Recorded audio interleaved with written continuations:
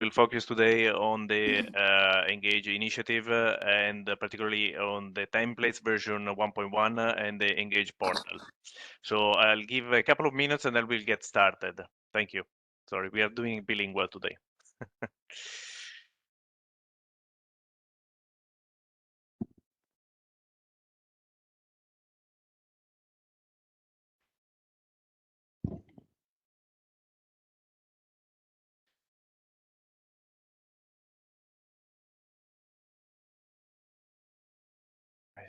Almost last minute.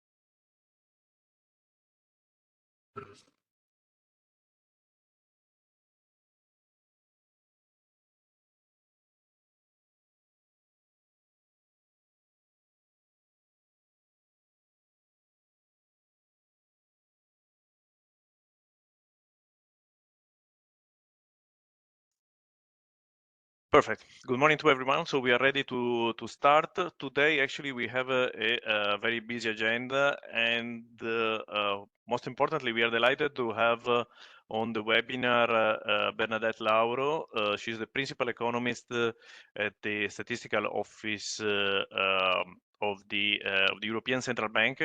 We are delighted to have her focusing on the importance of ESG risk for the European Central Bank. On top of that, we have a couple of interesting developments. If we move to the next slide, please. And in terms of sustainable finance, we will dwell into some of the technical aspects of the ECB staff response to the ESMA consultation on the Article 7. There are clearly references to some of the risk metrics there. And most importantly, also yesterday was a very important day because it marked the entry into force of the Energy Performance for Buildings Directive. So this is a very important milestone, and we will dwell into what does it mean and what it entails in terms of the renovation of the buildings, etc. Further, we have we're going to have Vincent here from Hyperport that is going to provide an introduction in terms of the Engage templates, the version 1.1, and is 1.1 because we received quite a lot of feedback already from various participants, and so we made already some tweaks. Next, we're going to have Daniel Goldsmith, also from Hyperport, and he's going to give us a sneak preview in terms of the Engage portal. And last but not least, we'll provide some insight regarding the benefits of becoming a test user for the Engage portal. We have already received more than 50 requests, for example, to become to receive the Engage templates. But without further ado, I think I wanted to give the floor to Bernadette. Welcome and good morning to you in terms of the importance of the ESG risk. Thank you, Marco. Thank you for this opportunity to give an introduction to the Engage initiatives template, which basically will tackle under the point of view of the data management and the features of this template. But before that, it's necessary to put them in a more high-level context related to the importance of collecting ESG risk information and making them available. And in this regard, I will therefore introduce what are the actions undertaken by the ECB in this field with the high-level plan and roadmap that has been adopted. Basically, the ECB started its climate agenda with the establishment internally of the Climate Change Center, and also with the commitment of the Governing Council to introduce considerations related to climate change into the monetary policy strategy.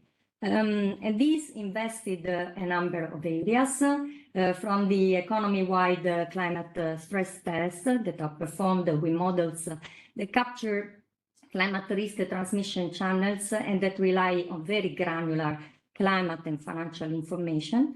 And this action plan also follows the development of the EU policies and initiatives in environmental sustainability disclosure and reporting.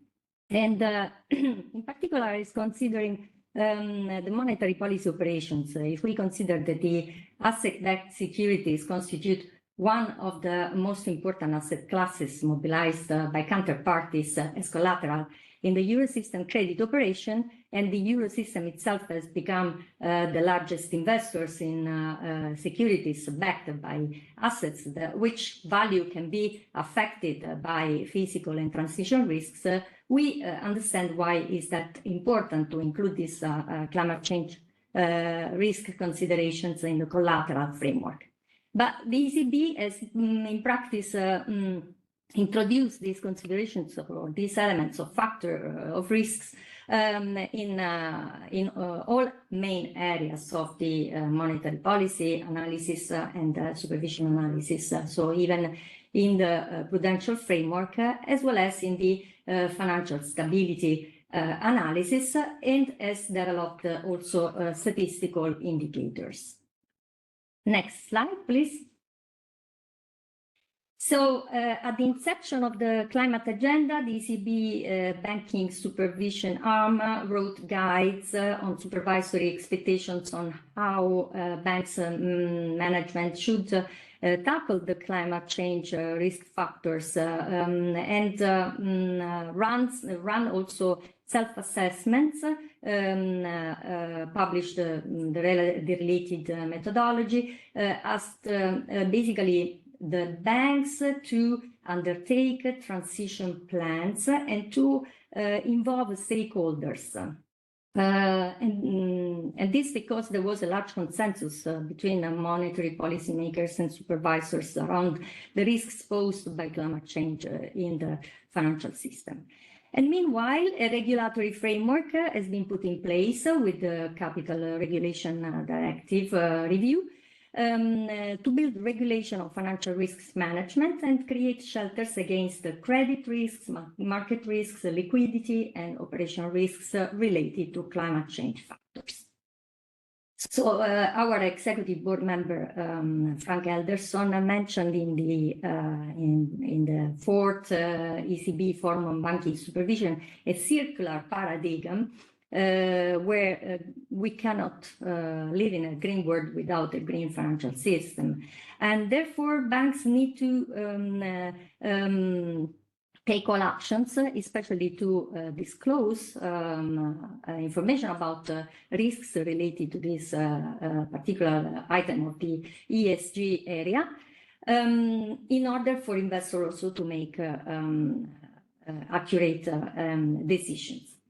And the Basel III frameworks fill the gaps in supervisory reporting with the disclosure of granular risks, in particular also with the extension of the requirements to report exposures, for example, to carbon fossil fuel. But not only to this particular risk. So there have been some development in this framework.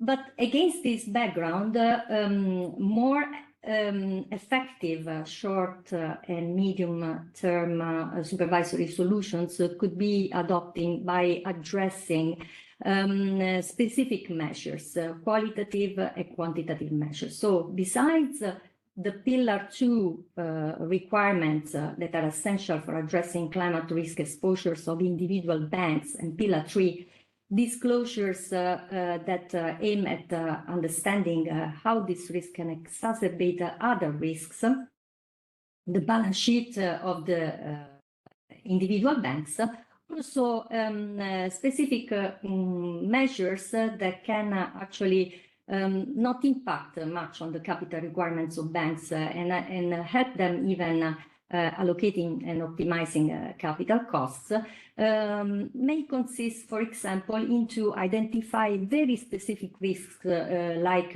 the building characteristics of the underlying mortgage collateral, or the building isolations or type of heating systems.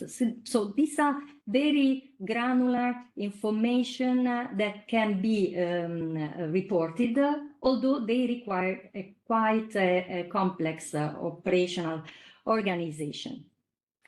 So the next slide, we can put together the overall picture of the actions and in the area of prudential supervision. On the one side, we have a specific climate risk features identified and tackled at the level of individual institutions, so with a micro-prudential approach. So with direct supervision reporting, with supervisory stress testing, with individual capital-based measures, and with the quantitative and qualitative measures which I've just mentioned. On the other side, there is a macro-prudential approach that takes into consideration the fact that in the system, there are factors of interconnectedness that may create spillovers and second-round effects. And therefore, the undertaking of too much exposures from bank or the underestimation of underpricing of climate risks may cause instability in the financial system. And therefore, the macroprudential approach look at the entire system with the other measures like disclosure requirements, systemic capital-based measures, sectoral measures, and top-down stress testing. So the macroprudential approach basically aims to increase the resilience of the financial system and limit the build-up of climate-related risks in the banking system. This, nonetheless, poses the prudential framework under scrutiny because sometimes it's not possible to capture the specific features of climate-related financial risks. For example, Basel III framework in some cases proposes measures that are backward-looking to identify, in identifying the relationships between the risks and the exposures. So we need to capture risk factors also for the forward-looking approach, so to understand how these risks can impact in the future the banking balance sheets and the financial system. And for that, we need more innovative models to quantify the drivers of physical and transition risks. So next slide mentions the challenges of climate risk-related data. It was recommended by the network of the greening financial system that it's extremely important to report, to have robust and internationally consistent disclosure, because this allows the policymakers and the supervisors to identify which are the metrics on the basis of which it's possible to help investors and stakeholders access sustainability-related information and the banking system to analyze and mitigate financial-related risks. So at the start of the climate agenda, data on climate risk management was perceived as a challenge, and there was a lot of creativity on how the available information could be embedded in the risk reporting. However, central banks and academia concluded that the risks of not acting was far greater than acting on the base of partial data. And still there are several challenges to be reached and gaps to be filled in. But let's say that we have made progresses. And very recently this month, the ECB has published a statistics paper on on climate change-related indicators that support monetary policy, financial stability, and banking supervision analysis. These indicators are developed in three main areas: sustainable finance, carbon emissions, and physical risks. In particular, they track the trend in green finance. They allow to understand how far we are from sustainable economy. They allow to quantify the impact of climate-related risks for the financial sector. And for example, the inclusion of carbon emission indicators allow also to understand how far we are from reducing these emissions and how much do they impact what we already witness as a risk for the financial system, also analyzing different climate change scenarios. These indicators are based on a multitude of cross-country, granular, micro-level data sets provided by the European System of Central Banks, the ESCB. They have the advantage of being representative, replicable, and they safeguard also confidentiality. Not only, but the indicators are publicly available. They are published with the correlated methodology, so they have full transparent methodology, and they respond to a harmonized approach that allows them to make comparisons across euro area countries. Obviously, challenges still exist in the area of collecting information and comparing information. And as the European banking authorities has pointed out, frequently observed challenges have to do with the fact that on the side of institutions, it's difficult to identify risks for counterparties, and on the side of supervisors, it is difficult to assess and map these ESG risks. Whereas at the level of data, we have still gaps in the availability of high quality data, of standardized and complete classification systems.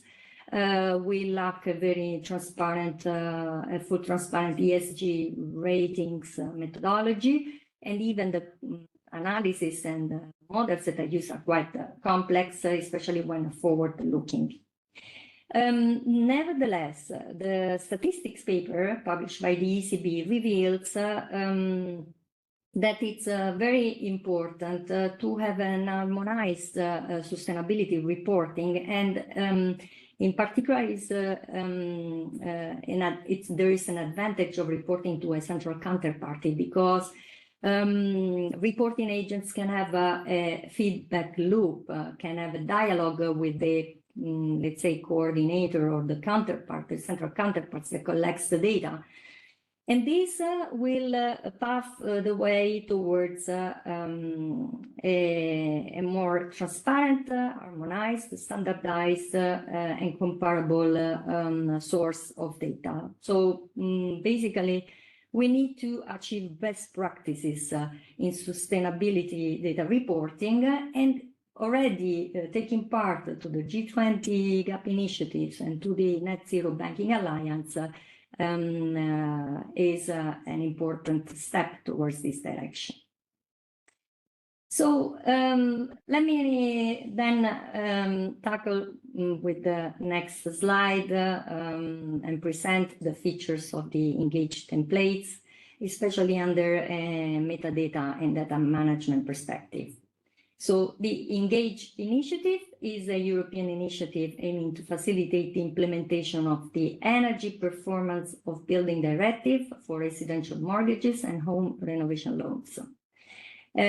So these templates materialize the possibility to collect data on mortgages and related securitization that could support important areas of analysis related to the ESG risks.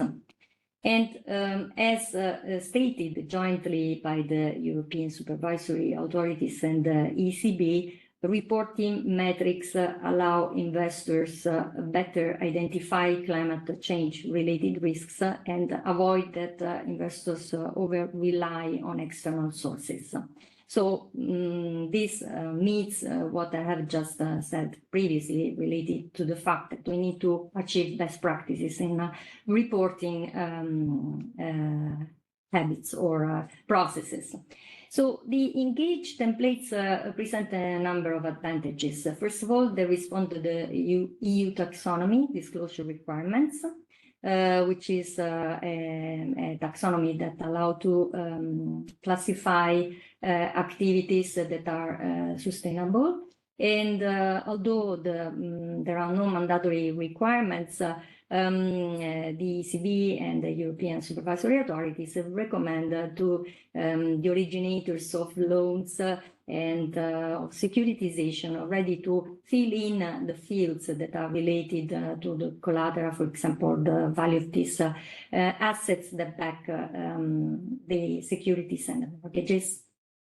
Most importantly, the template respond to other governance principles that are extremely important, like building up on disclosures of existing financial reporting regimes and market practices, but also to minimize the reporting burden on the side of the reporting agents.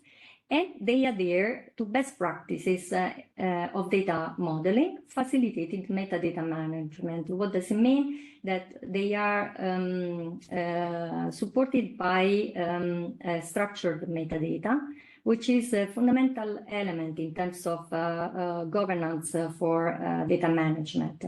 This is because it's structuring metadata adhering to schema that refer to reference data and master metadata allows them later to organize data in complex IT environments in a way that makes it much easier and seamless for users to find information about data because they're well structured and organized, and they allow to metadata-driven processes. So in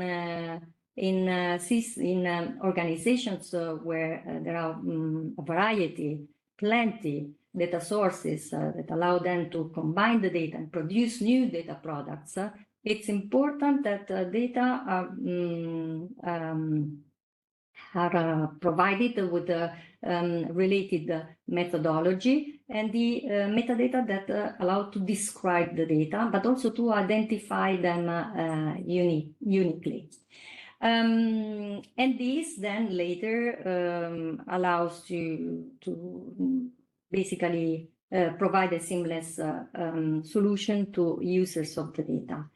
So having provided all this background information, both on the side of high-level picture of how important are ESG-related data in an organization and how this can be organized thanks to the organization of the data themselves within the data environment within an institution. I leave the floor to the presentation of the templates, but last but not least, also I would like to show you in the last slide the plan as it has been accomplished so far, and the climate nature plan for the next years as published on the ECB website. So I give the floor to Marco. Thanks, Bernadette, and that's extremely helpful. Thank you very much for thanks for the overview on how the Eurosystem is looking into the ESG risk. Maybe because we received a couple of questions, if you don't mind, I can ask them to you now. And by the way, for all the audience, we will share these slides, and the recording also will be made available on the Engage website thereafter. I think one of the questions that we have received is related to what is the most important asset class where the Eurosystem is focusing related to climate change. Is this a building sector? Is this the small medium enterprises, or is it the consumer sector? So I will refer to the collection of data and for the compilation of the statistical indicators that and data that are used for the residential real estate indicators elaborated for the financial stability analysis. So the focus is especially on the side of the securities portfolio and bank loans, the financial institution sector. So we have banks, investment funds, insurance corporations, and pension funds. And as counterparts, for the lack of available data, the focus is mainly on non-financial corporations. And this this is for transition risks and physical risks. So for sustainable finance indicators, data are retrieved from the RIAD, that is the Register of Institutions and Affiliates databases, compounded with data related to balance sheets and to the NACE level 1 group of activities. So there are still gaps in availability of data. The macroeconomic sectors that are instead considered are the government sector, the monetary sector, the financial sectors, and the household sectors. Thank you. And last but not least, in terms of the engaged templates, are also the fields that are included in the templates useful for the climate change risk analysis that the Eurosystem is investigating currently? Yes, so as I was saying, we elaborate also residential real estate indicators, and these tackle 3 main areas: house prices, mortgage lending, and households' balance sheets. And the template data, the engaged template data, will be definitely useful, in particular in the fields of transition risks, for indicators pertaining to energy performance certificate and the primary energy demand or the age of the collateral. Then also the data related to the location, although we would need a little bit more granular level than the NUTS 3 level, especially for the physical risk analysis. And then fields related to whether loans are used for green purposes. So these are relevant data that so far we are missing and would be definitely best retrieved using external sources, including the data that will be collected within engaged templates. Thanks a lot, Bernadette. Thank you. And then I think we can move into the sustainable finance policy and the regulatory insights. What is also very interesting, as I was mentioning earlier, is one of the Eurosystem staff response to the ESMA consultation paper related to the securitization disclosure templates, the Article 7 of the securitization regulation, because this is an excerpt from the response from the European Central Bank. But clearly, as Bernadette was mentioning, the ECB welcomes the inclusion of additional risk indicators, and in particular related to climate change, because the data is really essential for to understand, measure, and manage the financial risks. So in the paper, the ECB staff is basically recommending the introduction of a minimum number of data metrics that are corresponding to the various risks that are climate related. In terms of the specific fields which are interesting and that are mentioned in the ECB paper, and you can see the link at the bottom of the slide, is we are really referring here to indicators like the primary energy demand, And this is already, for example, available in the Engage templates. There are here some of the fields that are including in terms of whether the primary energy demand, for example, is an estimate or it's an official number, whether it's defined based on the reference building or on the building unit. And then other important metrics like the effect of the issuance date for the for the energy performance certificate, because clearly the energy performance certificates do not last forever. They have generally they tend to last for 10 years, and so that's very important also in terms of from a risk perspective to understand when this was issued. And the other important metric that is mentioned in the ECB staff paper is really for example, on the renovation of the properties. This is one of the topic that the Engage for ESG team is looking into to include in the next version, number 2 of the Engage templates, which is, for example, the delta in terms of the annual primary energy consumption of the properties before the renovation and after the improvements are basically carried out. So this is for the ECB with respect to the ECB. In the next slide, yeah, the other important milestone is that as of yesterday, the Energy Performance of Buildings Directive has entered into force, and because it's a directive, then it needs to be transposed from the various member states within 2 years. So the target is to have it implemented by the end of May of 2026. What are the most important requirements that are included in the revised EPBD, which is basically the number 4? Well, very importantly, it requires the member states to set up a national database for energy performance of buildings. This has been one of the biggest challenges for for lenders and banks to access, for example, the real EPC of the buildings.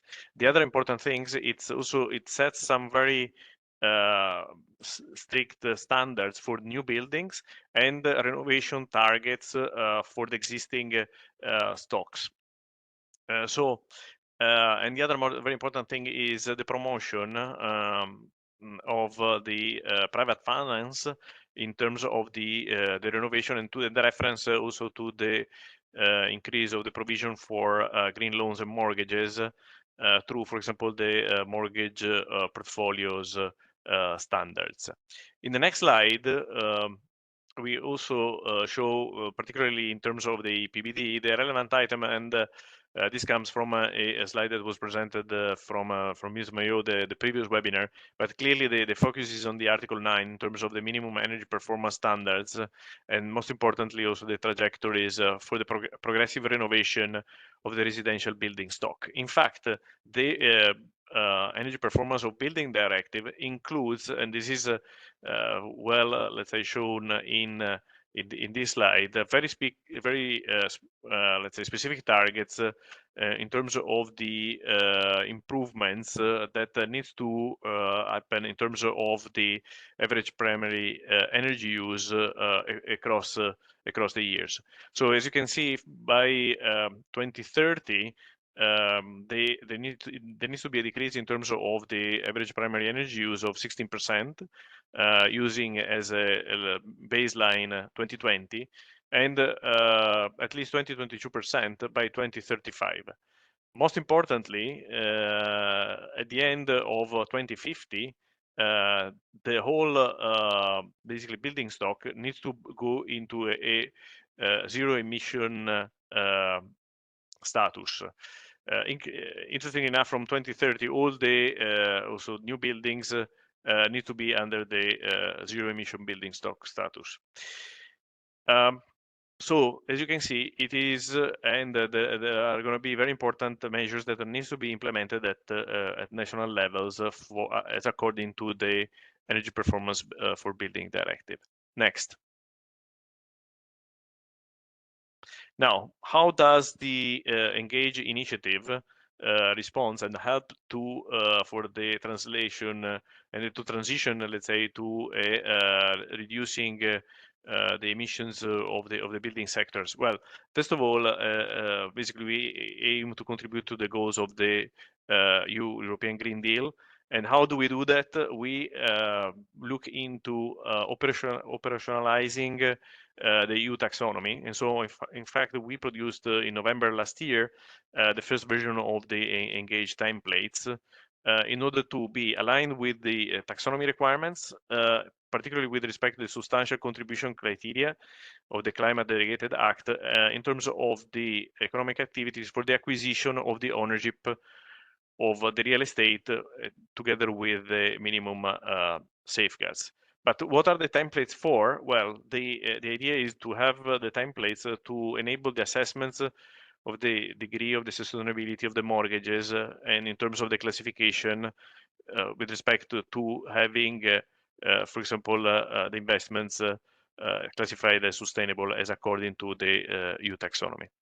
The idea is that the templates will continue to be updated. In fact, our partner Vincent will provide a sneak preview of the updates that will come over the month of June, and will incorporate, for example, the most important and relevant European sustainability regulation, and we will be operationalized through the Engage portal. And our partner Daniel will explain to give us a sneak preview regarding the portal itself. Next. So in terms of the concept of the Engage project, clearly first and foremost we need to comply with the General Data Protection Regulation, the taxonomy, the delegated acts, and the Energy Performance of Building Directive. We have two official pilots, one Spanish, Unión de Crédito Inmobiliarios, and one Dutch, WONU. We created the Engage templates, and now we are in the process of creating the portal. Clearly, the benefit is going to be for the borrowers as well as for the investors. Next. So in terms of the structure and the setup of the templates, we started off from the ESMA underlying exposures, the Annex 2, and we soon tackle the part on the renovation loans, which falls under the consumer loans, i.e. under Annex 6 of the ESMA templates. So in terms of the building block 1 that we have right now, it basically applies to mortgages for the acquisition of new buildings and for existing buildings. What is in the work is the loans for the renovation of the existing buildings. Next, what we are going to be focusing on is the European Investment Bank information requirements to capture funds for greening financing programs like Elena. And following that, we also going to focus on the ECB stress test fields that are related to climate change, as also Bernadette was hinting at. Next. So in terms of how they are the templates and how can you use the templates, those are an add-on to the ESMA disclosure. Now, what we have done in terms of the version 1.1, we will describe more in detail later, is we have added basically the part on the substantial contribution alignment for the activity and the acquisition of and the ownership of the real estate.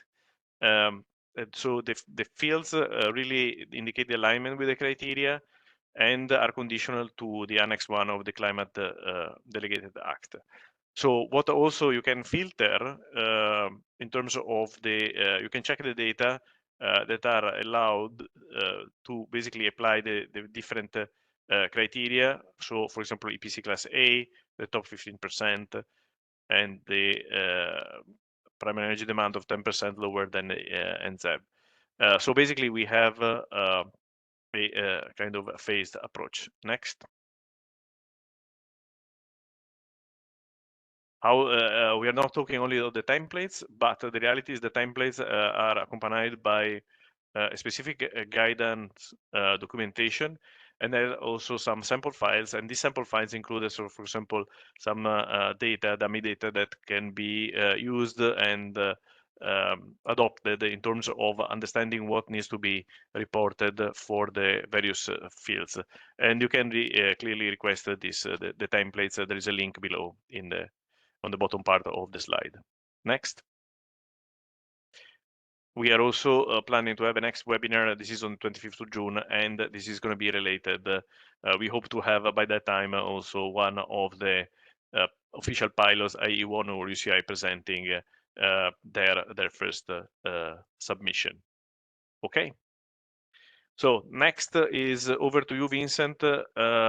What's new and what are the typical characteristics of the Engage templates, the version 1.1? Yeah, thank you. Can go to the next slide.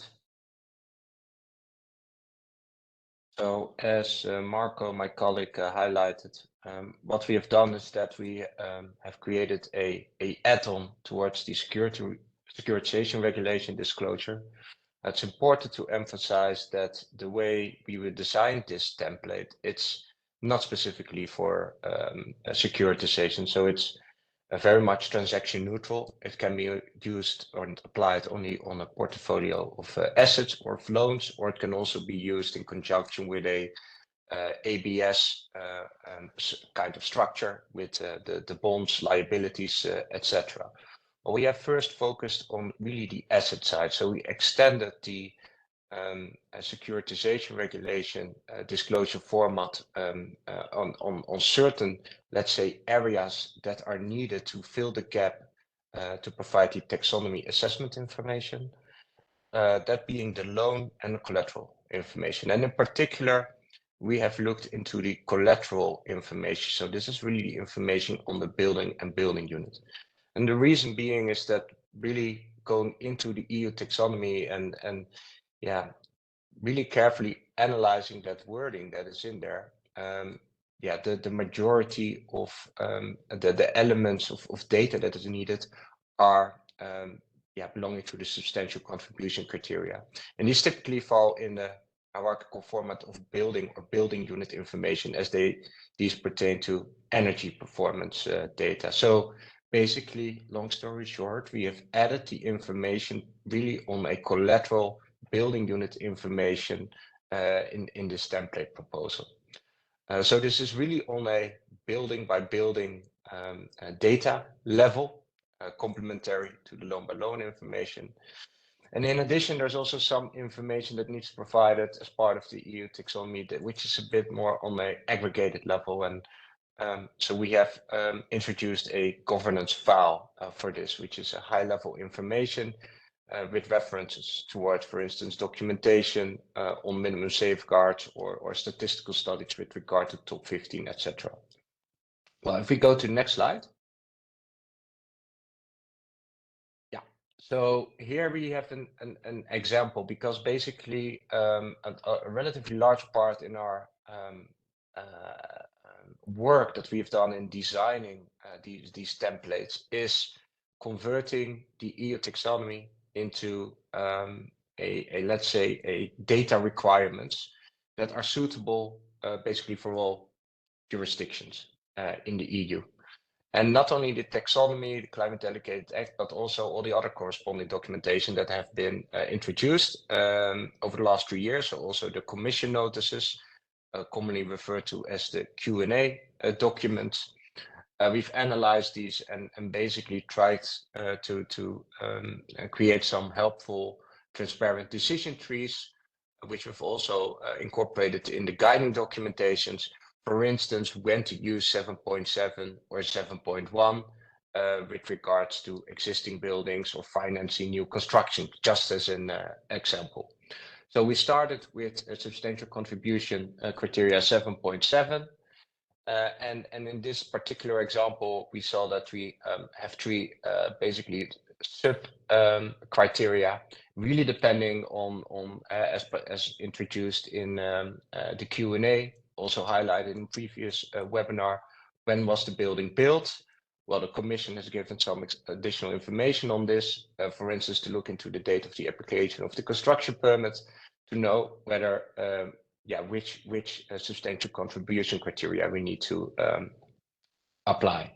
So we are continuously evolving this, also since the taxonomy is still in development and additional Q&As are being published by the Commission.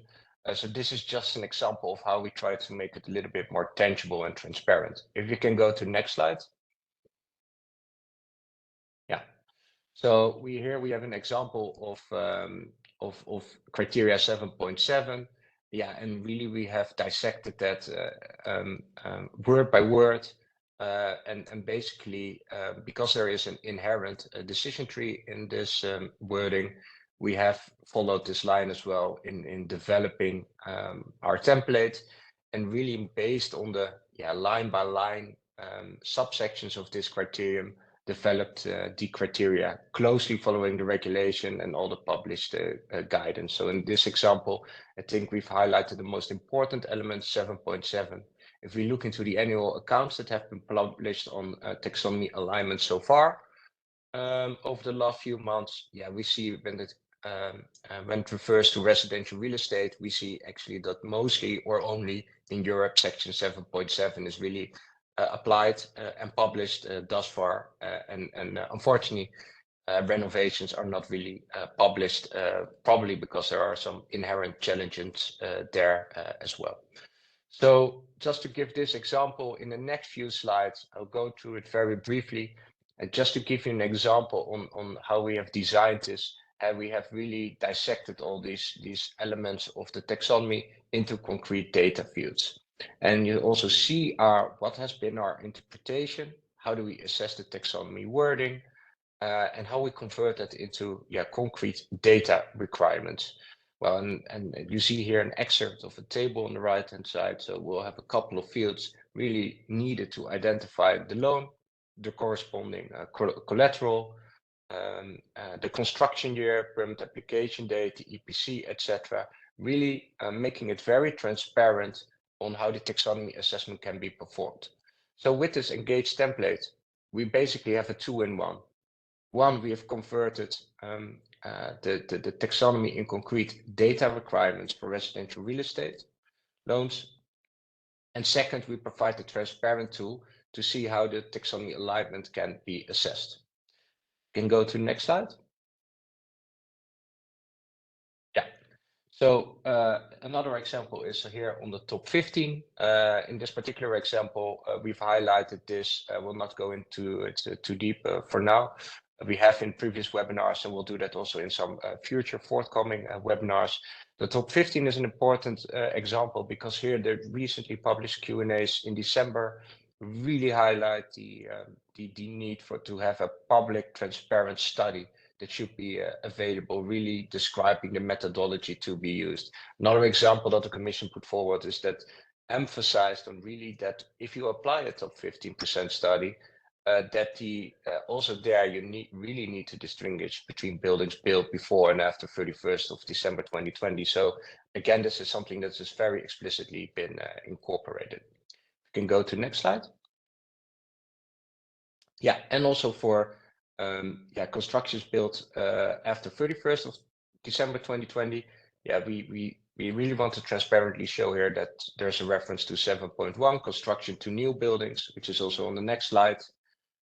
Here an example of how this can be assessed, where the NZEP criteria can be assessed. On the left hand side, you see what considerations of the Q&A also have been taken in account. So we encourage everyone to have a look into it, and also to give their reaction to us.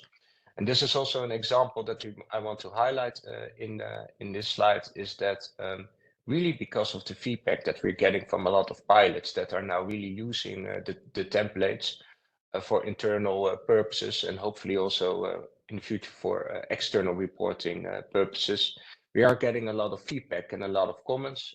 Also, since these are still in developments, we sometimes have updates or correct tiny mistakes. So also in really soon the version 1.1 will be available, and also in the next webinar we'll delve into that really transparently on what has changed and how the taxonomy alignment assessment can be made even more transparent. I'll leave it with that. I'd like to give the word to Daniel on the portal, please. Thank you. Thanks, Vincent, and special thank you to everyone for joining. Also to Bernadette for doing her presentation. I think some of the things she said around best practices and making sure that there's a lot of transparency in this little bit new field, that there's standardized data, and that there's harmonization. Really resonated with me, and I think that's really important. Why we implement a portal together with the template work that's already been done, and as Vincent mentioned, still in progress together with the parties in the market. And yeah, we hope to contribute to that. So if we look at what is exactly the portal, it's a web-based platform, so that means that there's no technical impact for any parties joining. So it's just online, and the goal is to set out to reach the goals of the renovation wave, and to check EU taxonomy alignment and achieve the goals in the EU taxonomy.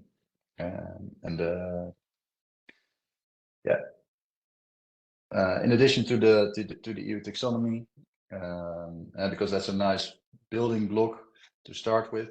But we look forward to in the future also adding more functions, basically to check for financing eligibility on projects of EIF and the European Investment Bank as well. Well, the first two parties who start with the actual use of the portal are our consortium partners, UCI and NN.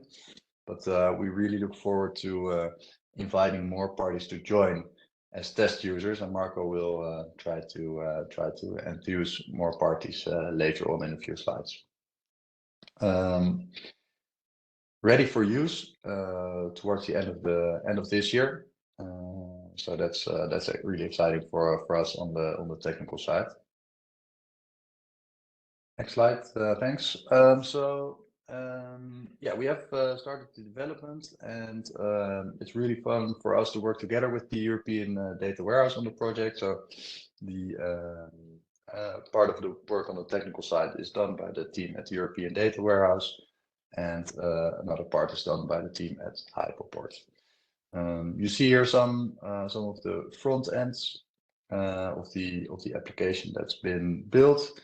And because we have extensive experience, we can quite quickly make some steps to a marketable product, including nice security features such as multi-factor authentication, which I think helps because next to the experience of the European Data Warehouse and Hyperport, we all know that banking technology, the most important thing is that it's very secure, and I think we have earned in the past 20 years or 15 years, in case of the European Data Warehouse, the trust of the market. So I think that's an important aspect here. So we are leveraging a lot of the technology that's been used in the loan by loan platform, and the European Data Warehouse is leveraging their editor technology. Next slide, please. The European Data Warehouse technology is more in the back end. So that's the top. That's where at the moment for the portal where the data goes, where the schema checks are done, and the Hyperport side is working on the front end. So when you log into the portal and you upload the templates, that's also where you will receive back feedback on alignment. And in the future, we also look to develop more insights there, so that you get in a nice visual way. You will get more knowledge on your portfolio, and more information there. And that's at the moment still to be developed. Well, as Bernadette also mentioned, data quality is crucial for future use in any analysis work. So one of the advantages of leveraging the existing technologies is that we can also leverage the existing data quality frameworks that are in place. So already with the development of the template, so if we look at version 1.1, there's already 26 data quality rules that are in place. So when you do an upload, you will also get an assessment of the data quality rules.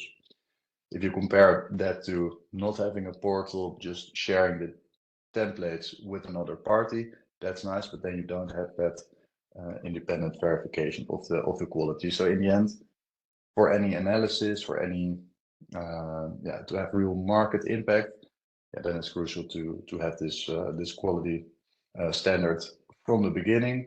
So now we have 26 rules. We look forward to adding a lot more in the future, and and we hope that that's also something that we can co-develop with the parties in the market when we get more data from different countries, and really look forward to improve there.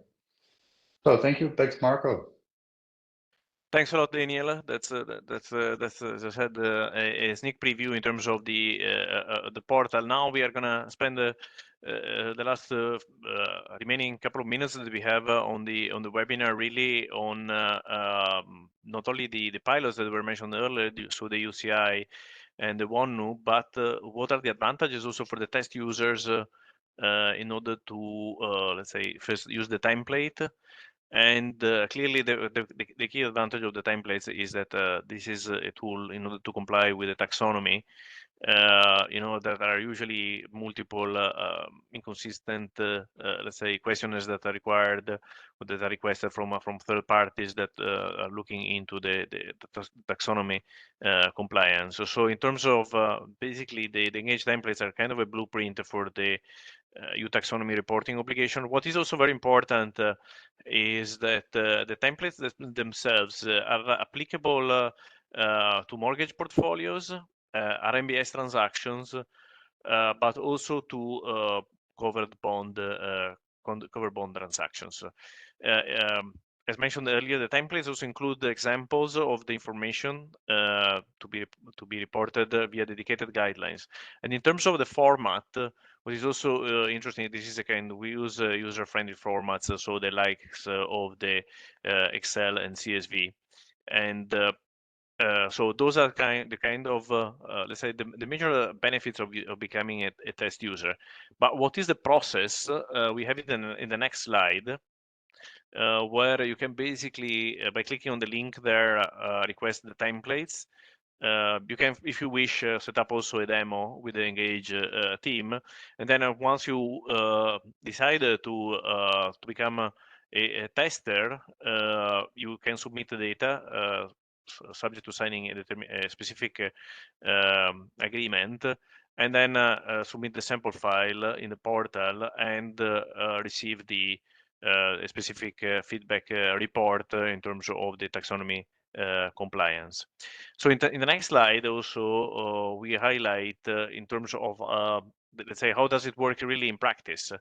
So for example, right now in terms of the templates, these are already available. More than 50 institutions have already asked and received access to the templates, including the sample files and the guidelines.